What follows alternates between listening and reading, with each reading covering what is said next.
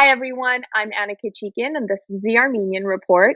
We've been looking for someone who has traveled to Armenia during this global pandemic, and we just found our source. We found a newly engaged couple who just went to Armenia. They went from Los Angeles to Yerevan, Armenia, and they have agreed to give us an interview and answer all of our questions about what it's like to travel these days. Before I bring Stepan and Aida on, I want to let our viewers know that the Armenian Report is ready to bring on advertisers. So if you own a business and you would like to advertise on the Armenian Report, please send us an email at info@thearmenianreport.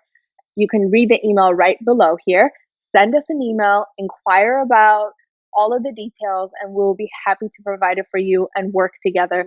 We are strictly committed to doing native advertising. So doing organic ads is a huge part of our brand identity.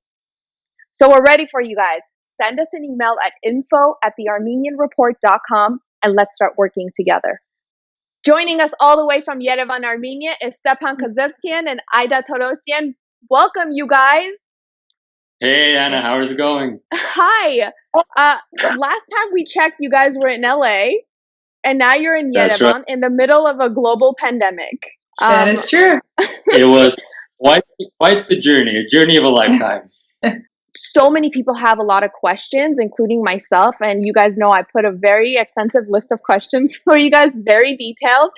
So we're going to go through all of them. But first and foremost, how did you even book a flight to Armenia? It was quite the adventure, even booking a flight, because the actual flight that we used to go from Los Angeles to Armenia was our fourth attempt to reach Yerevan. We booked 2 flights via Aeroflot, both got canceled in due time, and then via Air France. That got canceled the next day after booking it, and finally we spoke with our friends who suggested looking into the special flight that the consul is recommending, and that's how we got here. And we decided not to get excited anytime we booked a flight because we were ready that it's going to be canceled. It might be canceled. So this time it happens. And what was the process of getting this flight through the consulate? So what one would do is you would check the Facebook page of the Consulate General of Armenia in Los Angeles, and the inventory that they suggest is LAX to Amsterdam to Minsk to Yerevan. They give you freedom to book the flights directly yourself with the companies, which we did. It's KLM, the first leg from Los Angeles to Amsterdam, and then Belavia for the next 2 legs. Amsterdam, Minsk, Yerevan. But people are more than welcome to book through a tour agency as well. The agency that the consulate suggests is Level and Travel. They have their numbers up on the Facebook page. So both works. But for us, we just decided to book direct with the airlines. So why were you guys trying to get to Armenia in the middle of a pandemic? Because I know that you both live in United States, right? Yes. We come and go often. We've been living mainly in the U.S. for the past 3 to 4 years, and our mission to come to this country was to get married. Oh! Yeah. Wedding ceremony here, a nice celebration, but it's going to be postponed, probably. Yeah, it had been quite a while in the making. Not too long for LA standards, only a few months. June 27 was the date, but we're still entertaining postponing that date until there's further notice. Exactly, health-wise and law-wise, we won't be causing any discomfort in holding the marriage ceremony and the reception. Right before we were trying to send out the invitations, this happened, and we decided to hold off and see what will happen next.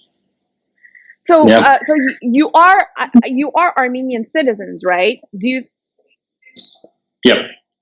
So, do you think that you? I don't know if you know this or not, but do you think if you weren't citizen, you would not have been able to get on that flight? Like, did you have to give a reason to the consulate? Like, how does it work? So that's a great question. As of now, as of today, access to Armenia is limited only to citizens of Armenia and persons who have permanent resident status in Armenia. Both of us are citizens of Armenia, which was our sort of grounds for traveling to the country. But they don't ask about the reasons. Right. I got that question a lot. So they don't ask you about why you're going. It doesn't have to be an emergency.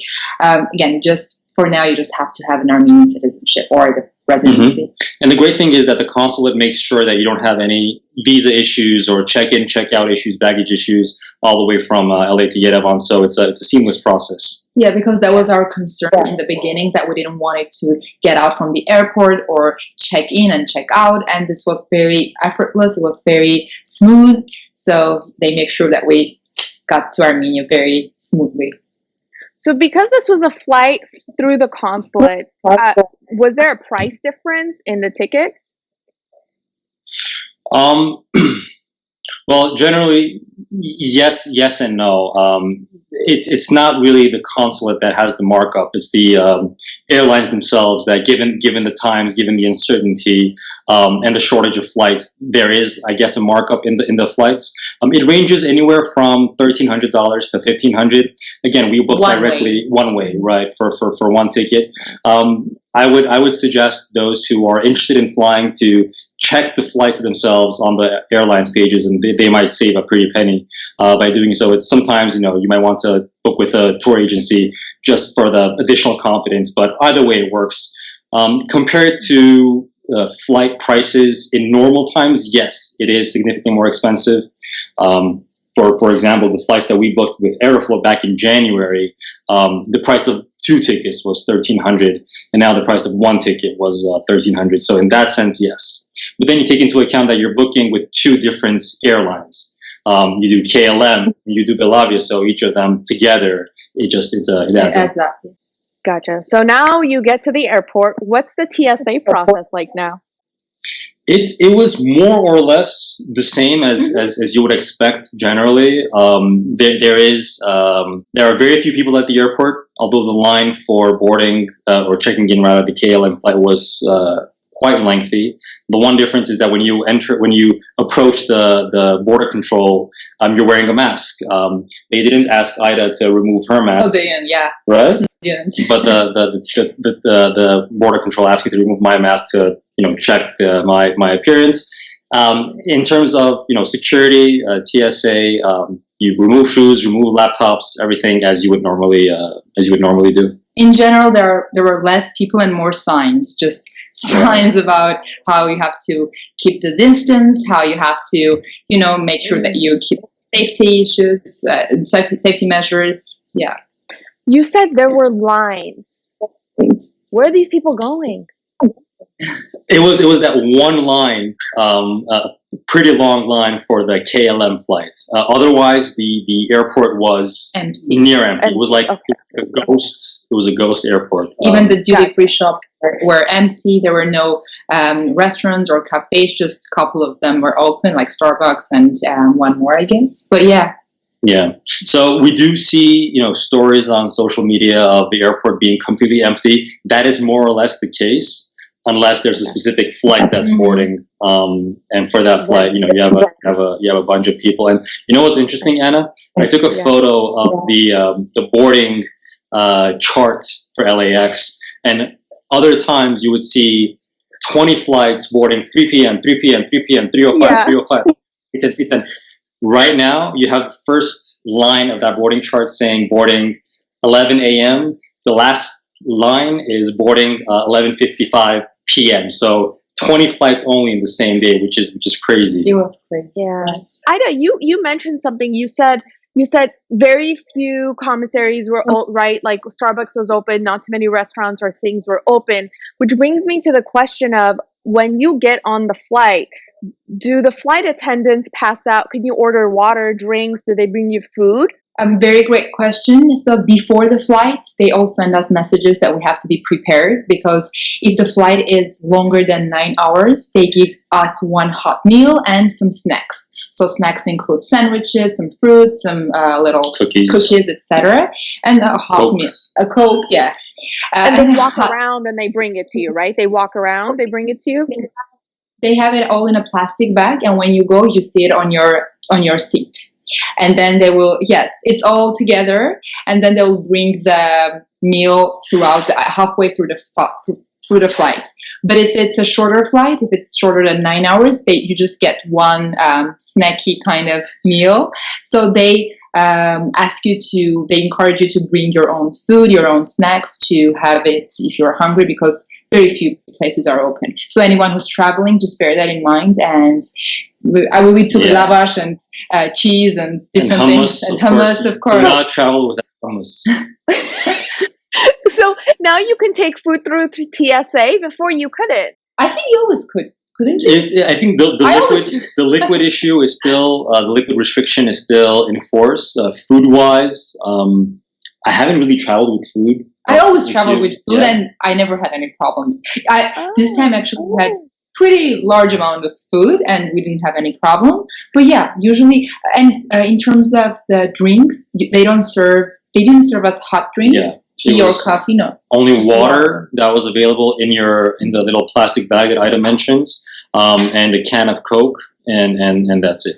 I'm assuming if you wanted more water you can get it, but coffee, tea, alcohol, forget about it. So word of advice to those interested in traveling: definitely stock up on goodies. It's going to be a long flight. The 9-hour rule that Aida mentions, that's for KLM specifically. We're not sure about other airlines, but definitely stock up on the goodies.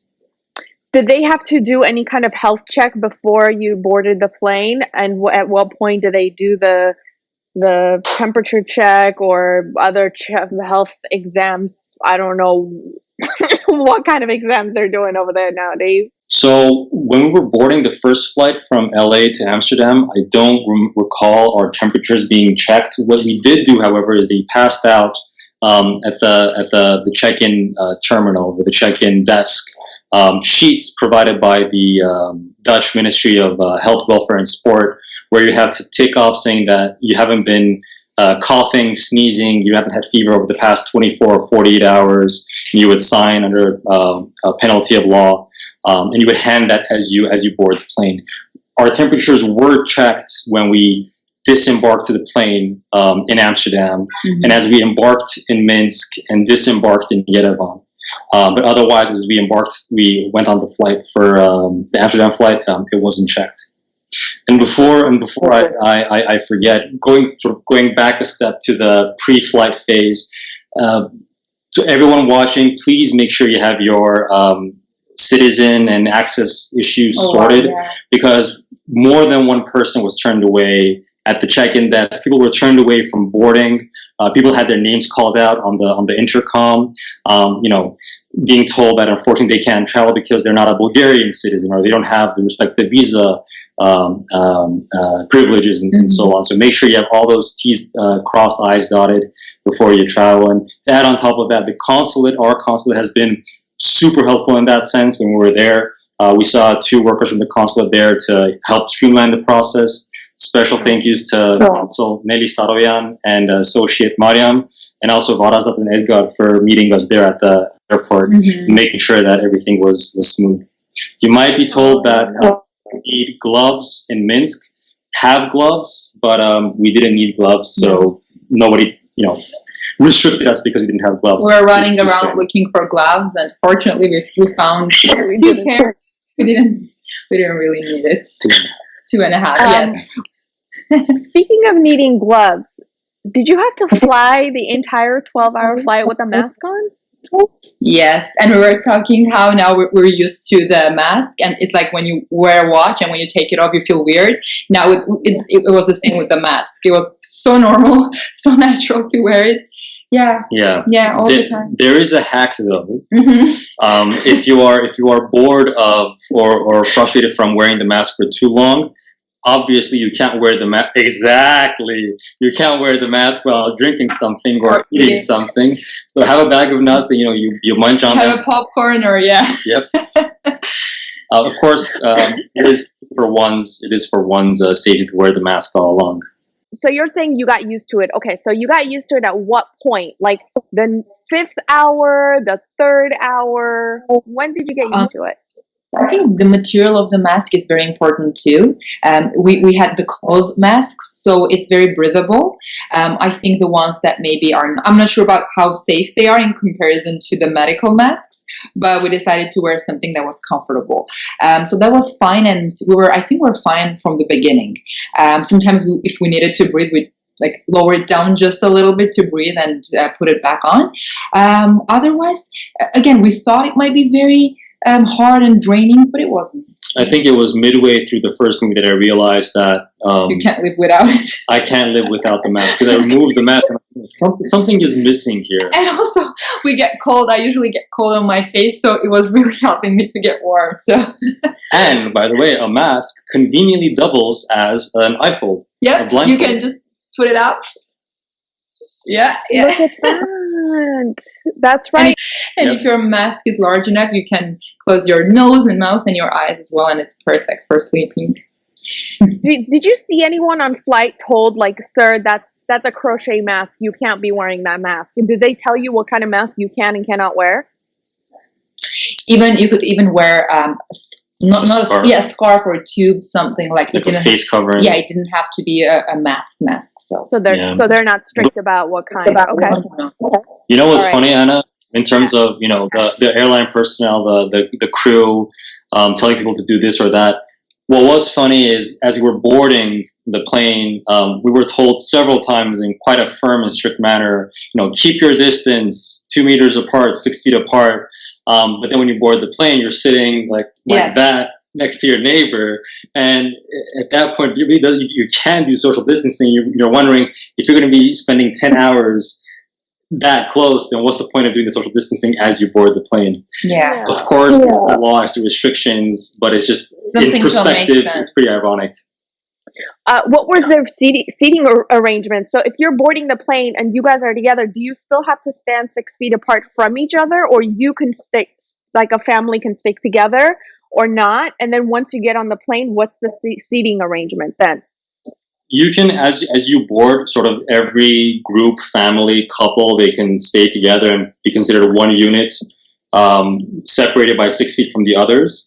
But when you board, there were talks, or at least I heard, that they were going to skip a seat so that people don't seat next to each other. And there were passengers who were surprised to find out that their adjacent seat wasn't vacant, that it was occupied by someone. But the seating is just like you would expect on a regular flight. And also, when you get in the plane, in the little hallway, Mhm. right? You're just standing back to back, like you would do in the normal time. So that 6 feet apart wasn't really enforced, or we weren't really doing it. I mean, no one was actually doing it. We were just doing it like we would do in normal time. Flying is stressful in itself, so you know, you want to make sure you get to your seat, you put your baggage where it's supposed to be, and it slips your mind every now and then. I got called by the passenger standing in front of me, asking me to keep my distance. It was the first time somebody called me out on that, but he was right, because when you're in an airport or standing in line to board the plane, you're not fully cognizant of the safety regulations, although they are very important. But once you're on the plane, it's social distancing just goes out the window. You keep your face mask on and hope for the best. Also, there are no lines. I mean, when you go to a supermarket, you have those little marks that you can stand, and it kind of adjusts everything. At the airport, we didn't have that, so it kind of was a little challenging to keep that. Were you guys allowed to use a restroom during the flight? Fortunately, Okay. Yeah, I don't that know. would be. no. That would I don't be. know. I mean, at this Record. point, I would think that they would tell you, you know, pee out that Starbucks on your way, you know, on boarding the plane. I don't know. At this point, listen, they're trying to figure it out. We're trying to figure it out. It's a whole new world now. Yeah. But how long was the flight with 2 to 3 layovers? It's a total of 27 hours of boarding to disembarking in Yerevan. That's 10.5 hours from LA to Amsterdam, 4-hour layover, 2.5 hours from Amsterdam to Minsk, 7-hour layover, and a 3-hour flight from Minsk to Yerevan. So it's a total of 27 hours. But considering your trip to LAX and then the process you undergo in Zvartnots, I think it was 36 hours from the moment that we got up in LA and went to bed in a proper bed in Yerevan. So be ready for the long haul. Um, It so, wasn't that bad. Yeah, It sounds worse than it actually Yeah. is. It sounds drastic, but it goes by quickly. You know, you read, you try to get some shut eye. It's pretty smooth. okay. How was the air filtered out? Did you see a crew cleaning? Did they say anything to you guys, when they come on and they tell you how to put on the, emergency vest and the oxygen? Do they also talk about the new things that they've implemented? It was the same passenger briefing as before. In terms of filtration, nothing special, but to give peace of mind to those who are considering travel, but definitely look into this. Don't just take my word for it.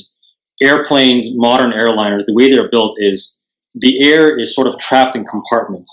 So someone sitting in aisle 56 doesn't breathe the same air as one sitting in aisle 10, and that air is circulated every so often. So that also minimizes the risk of catching a disease. But nothing special in terms of filtration, and the passenger briefing didn't have a special comment to that either. No. I did not know that. But did you see crew cleaning up more than you did before? No. No, nothing special. No. I don't think we didn't even get sanitizers or cleaning products for ourselves. So consider taking your own sanitizer or wipe so you can clean your surroundings. Very, very important. Yeah, they nothing special in terms of cleaning. The crew were all with masks, as were the passengers. I believe I saw them using hand sanitizer as well. Nothing.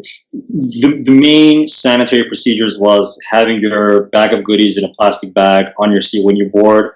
There being no cart service except for long haul flights.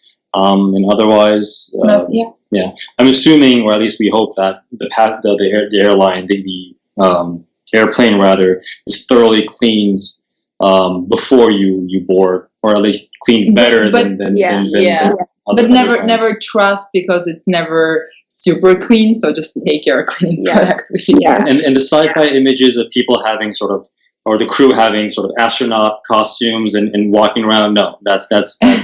it's a story. Well, speaking of the crew, did you sneak a peek into the cockpit? Because I want to make sure the pilots are not wearing a mask. The pilots, I'm almost 100% sure, will not be wearing a mask because ATC communications, radio communications. It's Okay, because if anyone gets a pass for not wearing a mask, it's the pilot, right? Surely the That pilots. would be scary. Yeah. Like, I mean, no. Yeah, They can't. I'm sure they are on top of their game, professional as ever. Yeah. Was the flight full? A part of it, yes. So the middle part of the plane was pretty full, but at the end, or in the front, there were seats that were not seated, and people were just laying on the 2 or 4 seaters. So but So did at any point? Yeah, Sorry. and that's mainly for weight and balance purposes. So the center of gravity of the plane is within limits. But Amsterdam, Minsk, Yerevan was full. Yes. When you say full, does that mean that you had a stranger sitting next to you? Oh yeah.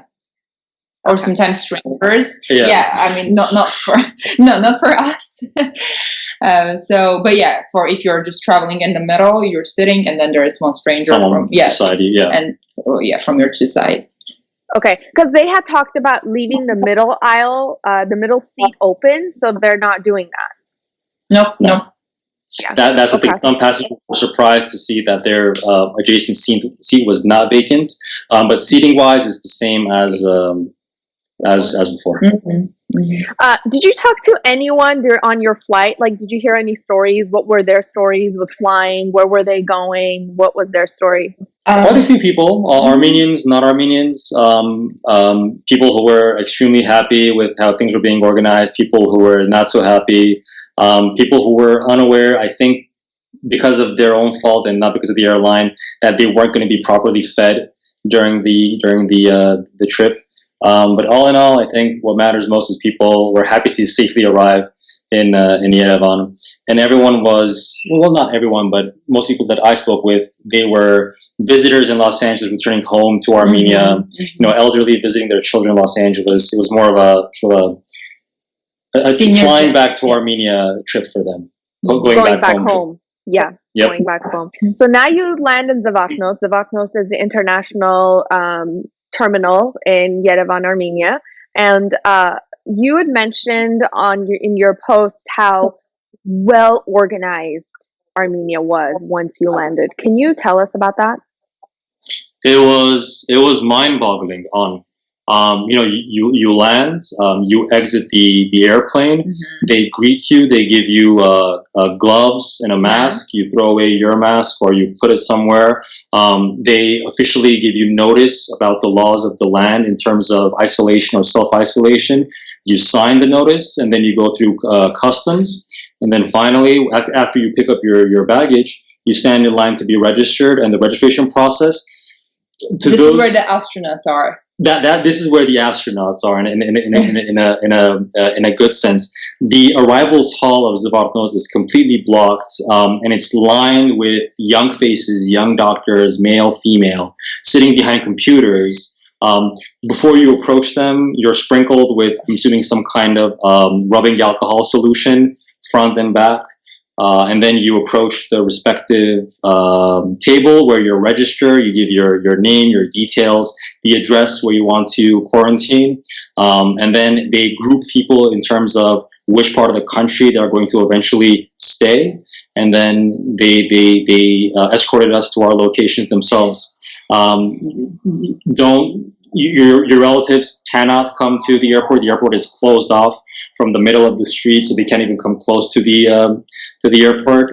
The administration takes care of all of it, and it was a scene from the movies. I mean, if you were to look at that scene in black and white, it would have been straight from the 1940s. I promise you, it was quite the sight. Very professional, very smooth.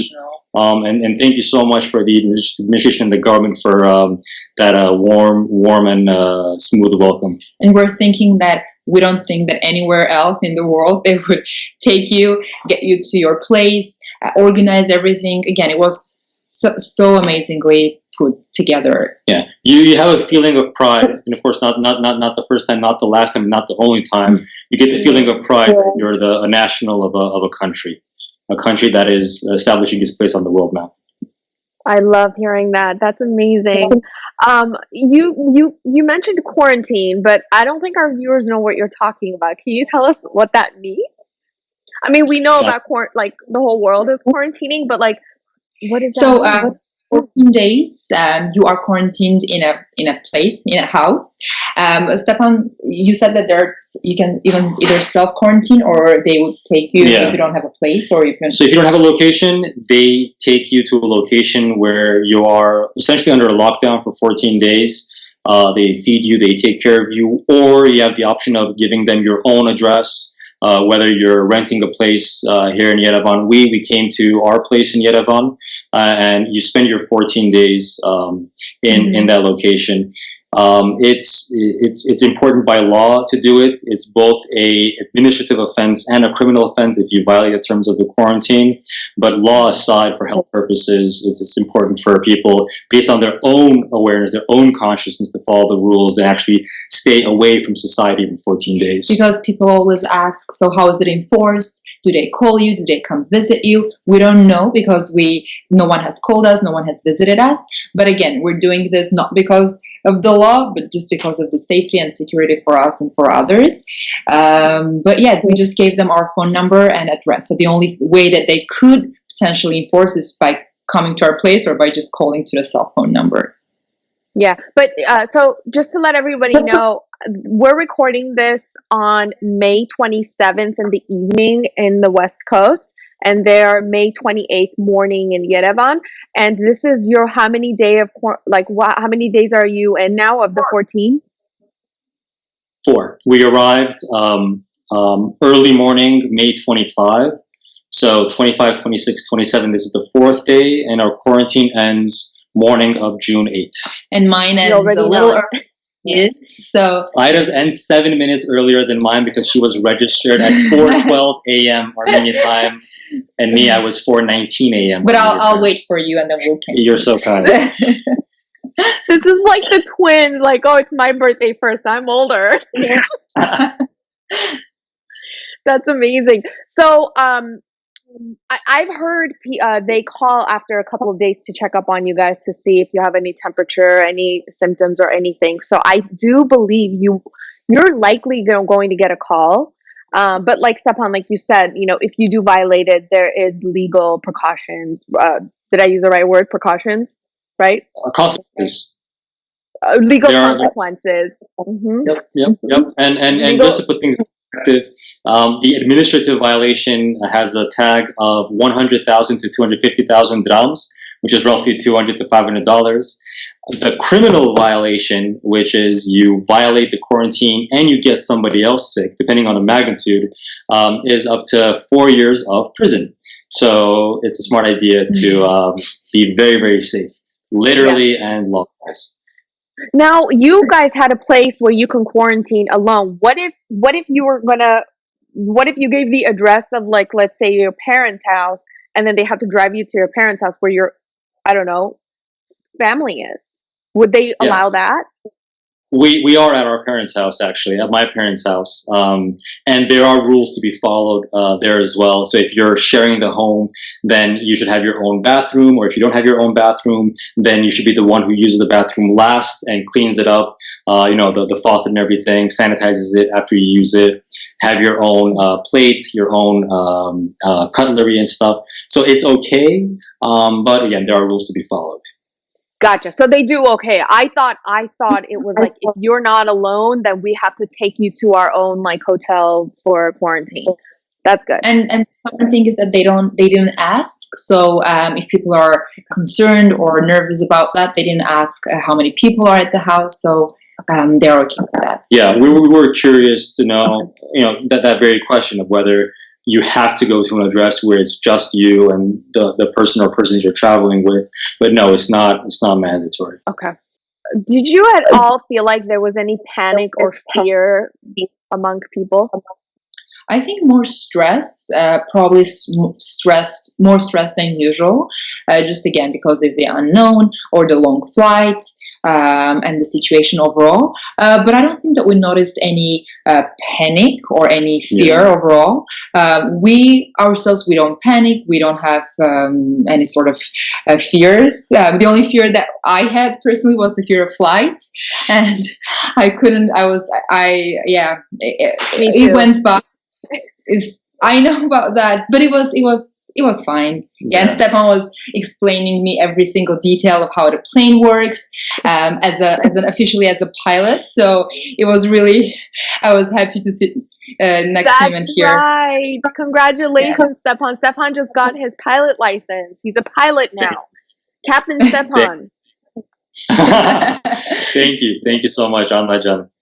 Yeah, it's the marathon that is 27 or 36 hours of travel. People just want to get there, be safe, and if there's any stress involved, I think it has to do most, at least in my mind, and I think in many people's minds, the process of going from country to country, and every country has its own rules, and making sure that you don't reach Amsterdam and someone says, "Oh, you cannot continue because," until you get to Yerevan customs, that's when you can sort of have a sigh of relief saying that this worked out. Because again, people were turned away from the check-in counter at LAX, from boarding to Amsterdam. But every step is a hurdle of the way. Panic-wise, no. If anything, there were passengers among us who were not too keen on following all the safety measures. You wear the mask with your nose hanging out and all that. Yeah, and there's the contrary, the contrary as well. People who were very cautious, but again, mostly stress and not panic. My last question: did you guys feel safe? Yeah. Very. As safe as any flight goes. Mm-hmm. Anything special? I don't think so. No. Was there turbulence? Oh yeah, that's our thing. I think, Anna. I think that's and Stepan explains me that that's the part that we shouldn't be scared because that's normal. Air But that's pockets, it's normal. It's like a bump on the freeway.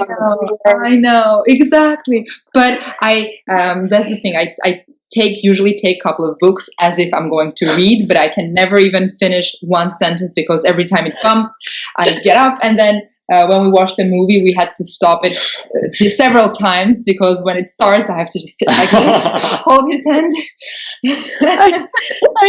So, I know. I Yeah. know. Yeah. Safe, coronavirus wise, safe. Nothing out of the extraordinary. And I've had people text me saying that it's courage to fly in these times, and I hear that viewpoint.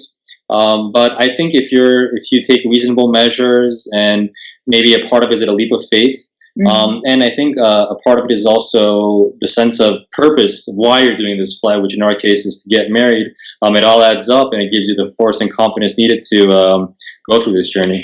And I think it's also about the outlook you have. If you think about this as something very, very challenging and dragging, you're going to feel that. But if you just look at it very lightheartedly and positively, it's honestly it's not too bad the way it's all organized and the way we reached to Armenia. So yeah, it's also about your perspective. And one more thing I want to add for the viewers of the Armenian Report, Anjan, is obviously you would fly to Armenia in these times if you're going to stay longer than 2 weeks. So if it's only 2 weeks, then you would come, quarantine, and head back. But you should plan to be here for a while, because otherwise the challenge is double: coming to Armenia and then going back to your other location, in this case United States or wherever the viewers are living.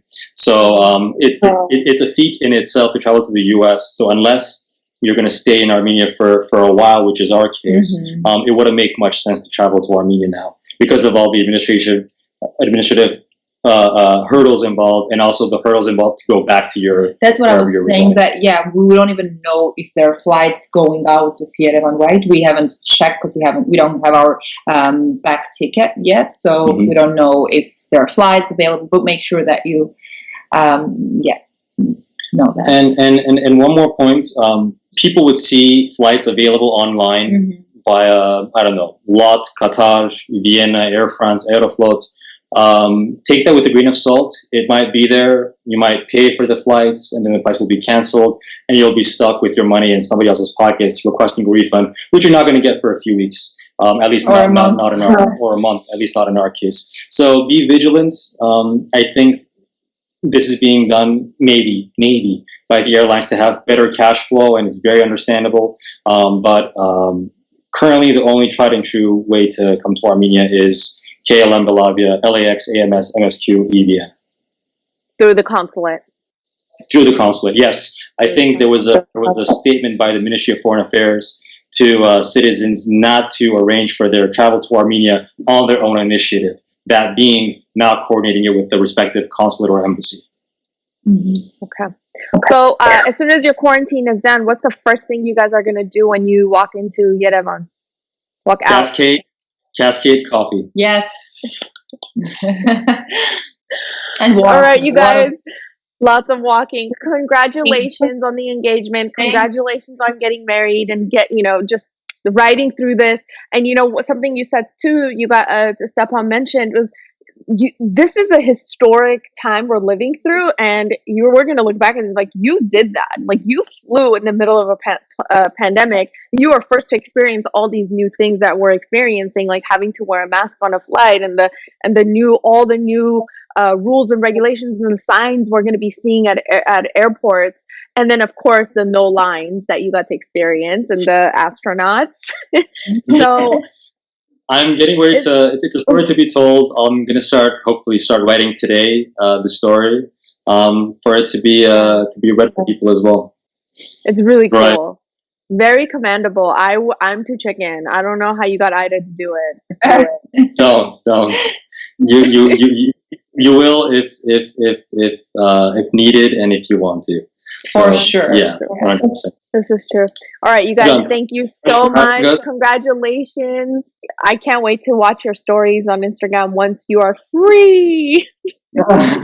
And thank you so much for having us. And once again, thank you to our government and the consulate for making this happen. Thank you to Stepan Khzrtian and Aida Torosyan for taking the time out of their very busy quarantine life in Yerevan to join us and share and, really truly share their journey and their story with us. This was not an easy find for the Armenian Report. One, because not too many people are flying these days, especially to Armenia. And two, not many people want to share, this kind of experience with the world. So thank you for watching. And please, please, please, if you are watching this on YouTube, it costs you nothing, but it means everything to us. Please hit the subscribe button. Please subscribe to our YouTube channel. And if you're watching this on Facebook, please share this on your page with your family and your friends. That's all I ask for. Thank you so much. And I'll see you in our stories with our daily news. Have a good one. Bye.